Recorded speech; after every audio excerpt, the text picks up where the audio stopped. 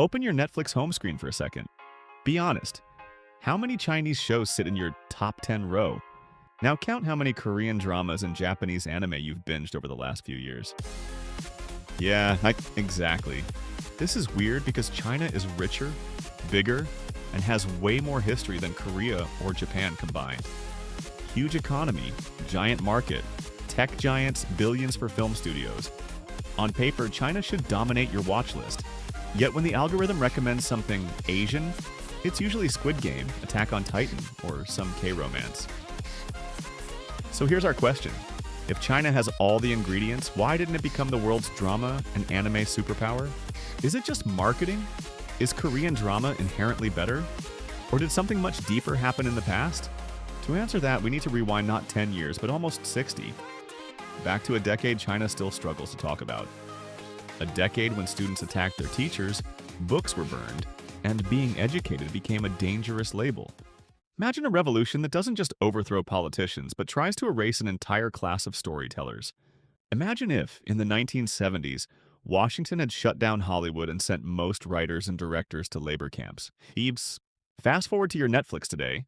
The top 10 list would look very different, if it even existed at all. That's roughly what happened in China. Not to Netflix, of course, but to the people who might have built it. Our story is not about hating China.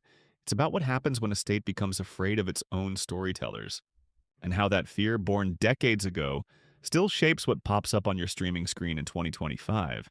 To see that, we need to step into one of the most chaotic, self-destructive experiments in modern political history. In 1966, Mao Zedong launches what he calls a cultural revolution to save the revolution from supposed enemies within. The idea sounds almost harmless on paper. Cleanse old ideas, fight corruption, keep the revolutionary spirit pure. In reality, it quickly turns into a political hurricane that eats professors, artists, and writers for breakfast. Teenagers form Red Guard groups, storm schools, humiliate teachers, accuse them of being bourgeois or counter-revolutionary. Bookstores are raided, classics are burned, temples smashed, family photo albums ripped apart as symbols of the old world. Universities are shut down. Entrance exams are canceled. For years, there is basically no normal higher education. Millions of educated people are denounced, beaten, jailed, or pushed to suicide. Many simply disappear from public life. Then comes the Sent Down Youth campaign. Urban students are shipped to the countryside for hard labor and re-education. Imagine every promising future screenwriter you know suddenly spending their 20s digging ditches instead of reading scripts. The Cultural Revolution lasts a decade. When the dust settles, an entire intellectual generation has lost its career ladder. In film schools, theater companies, publishing houses, there should have been mentors passing down craft and taste. Instead, many mentors were dead, traumatized, or politically silenced. Their students were scattered across remote villages. That's what we mean by a missing generation of storytellers. Not just individuals, but broken chains of mentorship. Stories still existed, of course. People told them quietly at home or buried them in diaries nobody would ever read. But in public, there was only one allowed script. Revolutionary heroes, model workers, loyal soldiers, endless praise. Cinema, theater, novels all collapse into propaganda. Art stops asking why and only repeats, who is the enemy? When you delete questioning storytellers for 10 years, you don't just pause culture, you damage its ability to regenerate. That long-term damage is the part that will eventually show up, decades later, inside your Netflix recommendation row. After Mao's death, China slowly reopens universities, restarts exams, and begins rebuilding its film and TV industries. Directors experiment, writers rediscover foreign novels, audiences line up for anything that isn't a political slogan. On paper, the recovery looks impressive. More studios, more channels, more viewers than ever before. But underneath that growth, something is missing. A stable class of seasoned storytellers with decades of creative freedom behind them. Many senior editors and producers grew up surviving politics, not playing with risky ideas or weird characters. The state, burned by chaos, now wants stability. It prefers stories that are positive, healthy, and very predictable. Censorship doesn't just cut scenes. It teaches writers which ideas are simply not worth writing in the first place. Over time, you get an industry full of talented technicians, but with limited room for morally messy, uncomfortable stories. Compare that to a real writer's room in Hollywood, Seoul, or Tokyo, where pitching something too safe is the real sin. China's creators are not less gifted. They are simply playing in a game where the referees sit inside their heads. The result is a lot of competent, watchable shows, but fewer truly weird, painful, unforgettable ones. And in the global streaming war, competent is not enough. You remember the shows that punch you in the gut? So by the 2000s, China has big studios and big money, but still a fragile tradition of pushing narrative boundaries. Meanwhile, two neighbors that never went through a cultural revolution are quietly stockpiling something else: narrative continuity. In post-war Japan, manga artists and animators grind through low budgets and crazy deadlines, but their chain never fully breaks.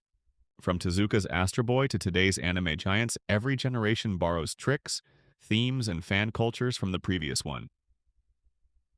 Editors learn how to spot a hit. Studios learn how to adapt manga into long-running series without completely breaking them. Yeah, fans grow up, become creators themselves, and sneak their childhood obsessions back into new stories. That's what an unbroken chain looks like. Imperfect, messy, but constantly building on its own history of experiments. Korea's story is different, but rhymes. After Dictatorship, it liberalizes media, opens the market, and bets big on cultural exports. Why? TV writers fight ratings wars, cable channels take risks, and eventually streaming platforms join the chaos. The state, instead of fearing storytellers, starts proudly exporting them under the brand Korean Wave. Writers who once barely survived overnight dramas now mentor younger teams crafting global hits like Squid Game. Again, the key is continuity. A culture where weird pitches might get you fired, but they might also win the time slot. When Netflix goes shopping for content, it finds an entire ecosystem of risk-tolerant storytellers in Seoul and Tokyo. In Beijing, it finds something more complicated. Talent, yes, but constrained by rules that outlived the Cultural Revolution itself. So the question isn't, are Chinese creators capable? It's, what kind of stories are they allowed or encouraged to tell? That difference between fearing and exporting storytellers quietly shapes what ends up on your home screen. It's not about Asian culture in general.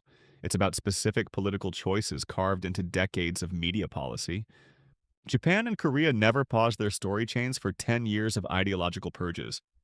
China did, and paid a cultural price. That price doesn't show up immediately. It appears slowly in the types of stories that feel natural and the ones that don't. By the time streaming becomes global, that quiet difference in what feels normal has become a very loud difference in content. None of this means China can't make great shows. It already has fan favorites like Nirvana and Fire and The Untamed. These series prove something important. When you give Chinese storytellers a little space, they can build incredible worlds. But the space is never fully secure. Guidelines limit how history, politics, fantasy, even time travel can be portrayed. Some topics are radioactive: sensitive leaders, certain protests, anything that might suggest ordinary people shaping politics. Creators learn to dance around these minds using historical settings, allegory, or simply avoiding certain character arcs. The result can still be beautiful, but always slightly constrained, like a camera rig that can't quite turn all the way. Meanwhile, Korean and Japanese shows are rewarded precisely for crossing lines. Darker violence, messier morality, taboo themes. Global platforms hunt for the next thing nobody has seen before. That usually doesn't live in the safest corner of any system. So Chinese shows show up on Netflix and Viki, but rarely as the cultural earthquake everyone is suddenly talking about.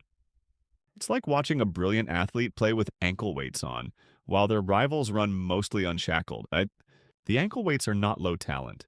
They are history, institutions, and a long memory of what happened to troublesome artists. Underneath every writer's keyboard sits a quiet question. Could this script accidentally ruin my life? Underneath many Korean or Japanese writers' keyboards sits a different one. Could this be crazy enough to go viral? That difference in default question shapes not just one show, but an entire landscape of what gets made and funded. Again, it traces back to a time when the state tried to delete not just stories, but the people who create them. You can restart universities and build studios in a decade. Rebuilding trust with storytellers can take generations. So, are we saying China will never flood your Netflix with must watch shows? No. History is not that simple. China has money, talent, massive streaming platforms of its own, and a young generation raised on anime and K dramas too. Some of those young fans are already writing web novels, fanfics, and scripts that push far beyond safe official narratives. What technology also changes the game. AI translation, piracy, and fan communities leak risky Chinese stories across borders. At the same time, digital surveillance and new censorship tools give authorities fresh ways to police culture.